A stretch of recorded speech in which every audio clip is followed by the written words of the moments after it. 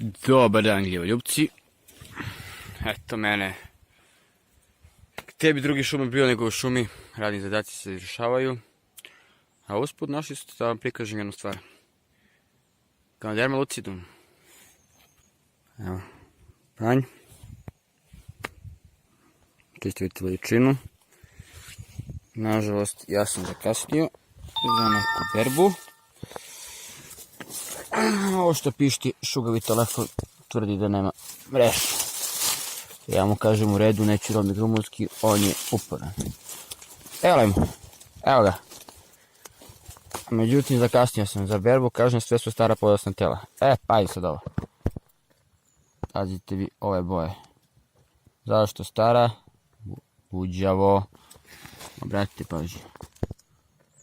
Poslije ćemo napraviti fotografiju. Ali, evo je. Znači prva, druga. Evo ovdje imamo dršku treće. Ovdje imamo kužicu jednu. Sve je ovo Ganoderma lucidum na svom klasičnom domaćinu. Kitnjaku. Hrastova sjajnica. Božja kašika. Vilina kašika. Kako milo. Ima raznih naziva. Reishi. Lingzi. Kažu Kinezi, gljiva besmrtnosti. Ima još varijacije da šta to prevo znači, ali u principu sećam se izložbe kod Prirodnjačkog muzeja u organizaciji Bid Josif Pančić i bili saradnici organizacije Prirodnjački muzej ili Mikulsko društvo Srbije, čini mi se.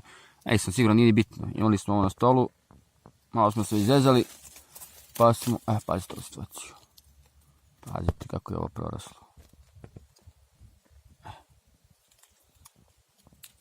I pozovem te Kineze, to jest ne znam da su Kineze lični, pa Azijate recimo, ajte. Da vide, da ih pitam šta je, oni su se došli, pogledali, naklonili se ove gljivi, pogledali nas, prođeš ljudi, ko pored turskog groblja. Evo vidite ovdje nečeko, bravo, dok je bila svežija. Evo ovdje imamo, vidite se da ovo, zarasla drška, nevjerovatno. Evo ovdje još jedan primjerak. To ne priča ove gljivi. Ova gljiva vam je, dragi moji, lekovita. Jedna od najlekovitijih vrsta koje se mogu naći kod nas. Lekovitost je dokazana. Kako se priprema, podataka ima. Dostupni su.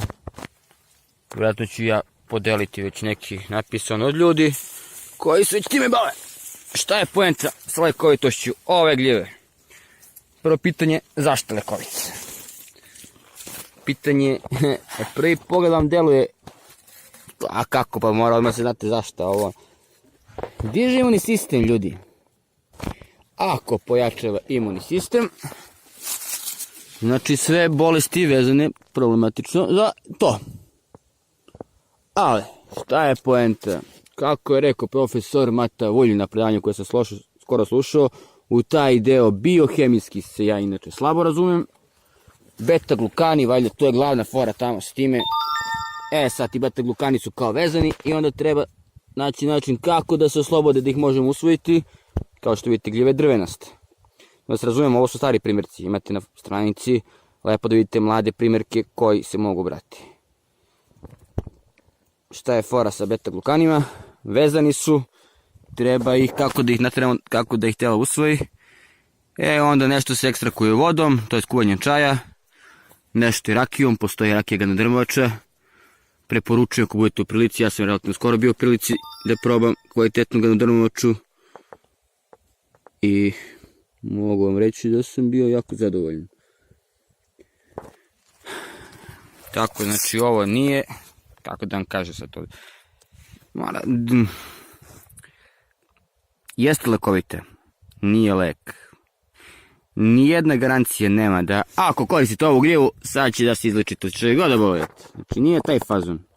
Ali, postoji velika šansa, postoji mogućnost, povećavate u kombinaciji sa konvencionalnom medicinom. Ovo može biti jako korisno, postoje zvanični preparati registrovani na bazi ove gljive.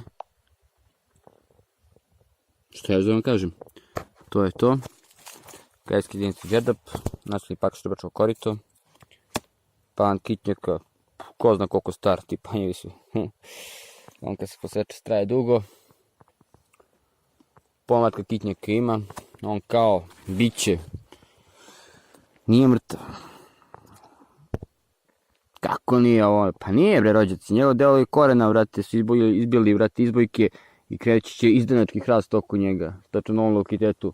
Ako ga ne nadvisi ovaj koji je krenuo iz semena ranije, ili ovaj grab, ili ova lipa.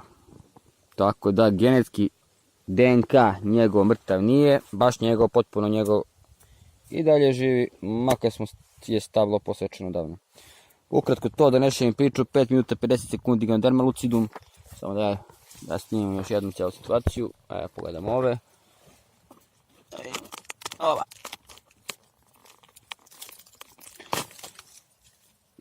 Stara. Znači, kad je ovo čisto belo, to je to. Ove stare, vidite koje su boje. Ćao.